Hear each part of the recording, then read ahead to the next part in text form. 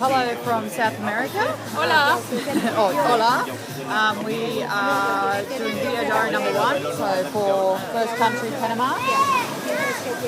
So I met Rach in LAX after a ridiculous amount of flying. And LAX is officially the shittiest airport ever. So what did we do for 6 hours?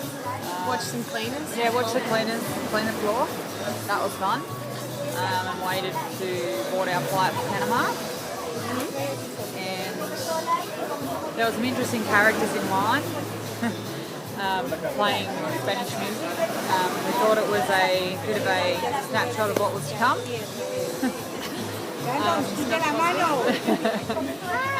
Then we ended up getting on a flight to Panama that was supposed to be 6 hours. It felt like 10,000. Yeah, it's 5.5. Yeah, 5.5 hours. So, got to Panama, explored Panama City a little bit, and went and had like fresh seafood stuff at the docks.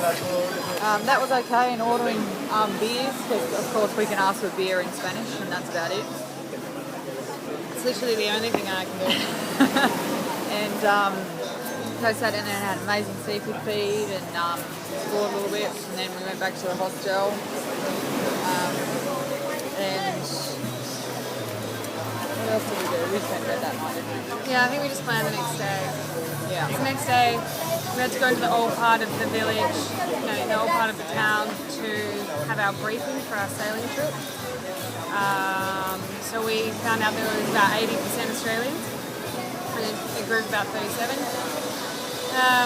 We did that, and then we wandered around the old town and bought some Panama hats to do, bought a bracelet, then we walked into the city, and that was a bit of a pain in the ass. Felt really ripped off for buying $4 beers at one place. It was totally fucking horrendous. And so then we decided to reward ourselves for our 9K walk that we did. So we sat in the garden and drank beer and Skyped some people. Drank a lot of beer and then went to the supermarket. It was awesome. It was an amusing That was thing to do. hilarious. Yeah. Yeah. So and then going to Hooters for dinner. Yeah. We found bottles of vodka, like 1.75 litres of vodka, for $31.99. I nearly peed myself. I was so excited, but. And the 6-pack of Corona for 80 cents. Yeah, 82 cents. I got a picture of it. Fucking unbelievable. But anyway, Nuts. and supermarket was just crazy, absolutely crazy. And then we went to Hooters for dinner. And then That was funny trying to order because it's all in Spanish and no fucking idea what the hell we're ordering. But we got there in the end. they were nice. They were nice about our stupidity. Yeah. And then we got up a ridiculous o'clock. Like I think I only had 2 hours sleep. Rach had 45 minutes that night. And then we got up to catch the Jeep to Ducati to get on the boat. And the Jeep started coming at 5 o'clock and none of them would take us. And it was really hard to understand what the fuck they were saying to us because they're speaking Spanish, we're speaking English. And I was getting extremely frustrated because I just wanted to get in the fucking car and go, but we eventually got in one at what time? 6:30. Yeah, 6:30 we got in one. It's the longest hour and a half of Morgan's life. Yes. I was trying to keep calm, but it's my own fault because I didn't learn Spanish enough. And then Rach was lucky enough to sleep, so we were in the back of the Land Cruiser, the very back, and I was so fucking squashed up, my knees are around my ears, and we had a horrendous about 45 minutes of the drive, the last 45 minutes of the drive, and people are trying to sell us stuff, it was like a fucking goat track in this full drive, and this dude had packed so much stuff on top of the 4B, all of our luggage and everything, that you could feel it swaying around the corners, and oh my god, I thought we were going to go off the mountain cliff. It was pretty hairy for the 20 minutes of that song. Yeah, it was interesting. But yeah, then we ended up getting to the boat and we had to bag all of our stuff and split bags into big bags and little bags. And oh my my God. So many plastic bags. I never want to see a plastic bag again. And then we jumped on the boat, and I think about an hour and a half later, we got to our first deserted island that already had the 2 boats of people that are coming from Colombia to Panama. So we had 2 nights with them for New Year's, etc. So that was good. New Year's was pretty funny. There was a really strong rum punch that they made us that made everyone go a little bit crazy for a little while. And then dinner was the most phenomenal thing. It was like this big bowl of like potato salad and octopus salad, and then the biggest mountain of lobsters I think I've ever seen in my life. Yeah, it was insane.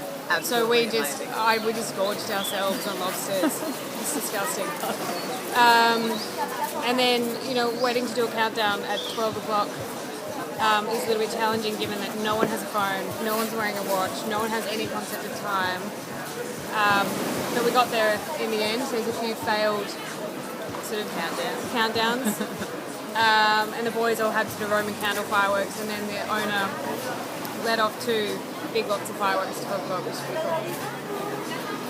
So the Kuna people were selling beers and everything on the island as well, and there was a toilet, but it was very sophisticated. Like just pour water down the toilet, and the plumbing actually just goes straight out into the ocean. We were actually told the ocean is your toilet. Yeah. Yeah. And it was. Yeah, and it was. Yeah. But we got, there was like bucket showers, but we didn't really shower much, and that was the first 2 days. We laid around in the sun a lot, had no concept of time. It was amazing. It was either just beer o'clock, nap o'clock, or swim o'clock. That's pretty much it. And then people would just give us food every now and then. Yeah. And we slept in hammocks. That was actually more comfortable than you would think. And then what did we do? Third day. Then The fucking horrendous third day. I thought I was going to die. you can probably tell about your near-death experience. We got on a boat, and the swell was like, and the boats are like these little 20-foot fishing boats. We could show you actually. And They're like they're that. in the background. Yeah. So 20-foot fishing boat, and there was about 15 to 20 people on it at one time. And then we go out in 3 metre swell. Just imagine how big that is in a fucking boat that big. In fairness, think it was bigger than that. And yeah, some of it was bigger than that. And I was peaking dumb. I seriously thought I was going to die. It was unbelievable. But I prayed to every single god that I don't believe in to get me there. Sure, I made some vows that I'm going to break, but anyway. And then we got to the first Kuna village. So, Meanwhile, I was sitting next to her on the boat, calm as anything. You wouldn't even have thought we were on the same boat.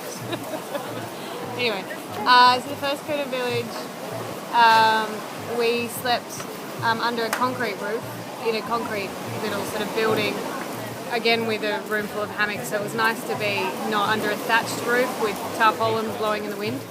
But we had this sort of outdoor bathroom that had another sort of bucket shower and a toilet that was quite literally just a wooden hole over the ocean.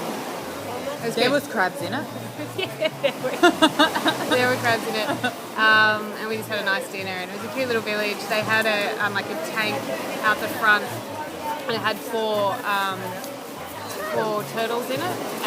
We went for a bit of a wander through the village and found some small kittens that were tied up to string, and so we decided that we didn't really want to walk further down the street to find the monkey, which probably would have been in a worse state. So, and the children are so cute. I wanted to just steal them, but Sorry, we didn't steal the children. And then yesterday?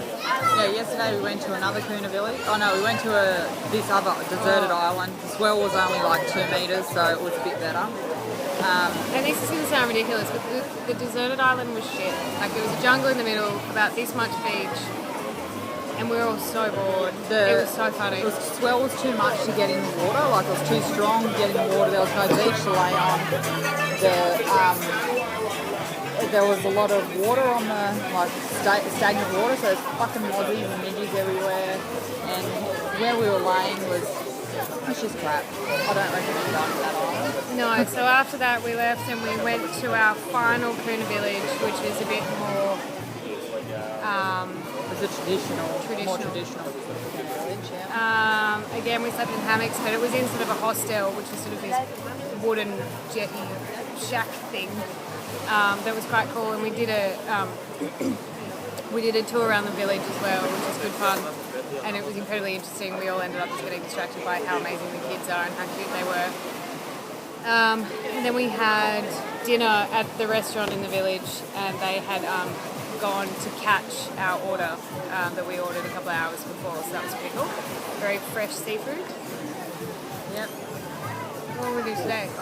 And today we got up this morning and left the Kuna village, and they weren't sure if we're going to leave or not, because you never know from 1 minute to the next of where you're going, what's happening. It all depends on the tide. So we ended up not having to extend our trip in any of the villages, and then we which we were surprisingly sad about. Yeah, and then we ended up coming to Colombia. So we were at the border. We had to get all of our small bags and all of our big bags and take them to border security, basically, and take all our stuff out of the plastic bags and let the dogs run all over them. Make sure we didn't have any drugs going into Colombia. How fucking stupid did we have to be? Anyway, and then we had to hand over our passports, and the tour operator sort of did the immigration thing for us, and then we got all our shit and jumped back on the boat, and then we sailed to Cartagena. Yep. Cartagena. Which is where we are now, in Colombia. But interestingly, when they had our passports for about an hour, they didn't actually stamp them, so we, after lunch, just had to walk up the street to the immigration office to get our stamp. It's a funny little town. It's got no internet. It's got no ATM. No cars, only donkeys and carts. And we're suddenly met with the fact that they don't take American dollars and we need pesos. So we're trying to change pesos at the pub. that we happen to be staying at. Yeah, we're staying at. And then tonight we have one final dinner with anyone from the tour who's still interested in getting together, which will be good. And we've decided we'll probably do a bit of travelling through Colombia with some of our fellow tour buddies. Yeah, so we met a really nice couple from Australia, so we'll probably do a little bit of travelling with them. Mm-hmm. And that's it for Panama. So love to you all, and we'll talk to you again after we finish in Colombia. Bye!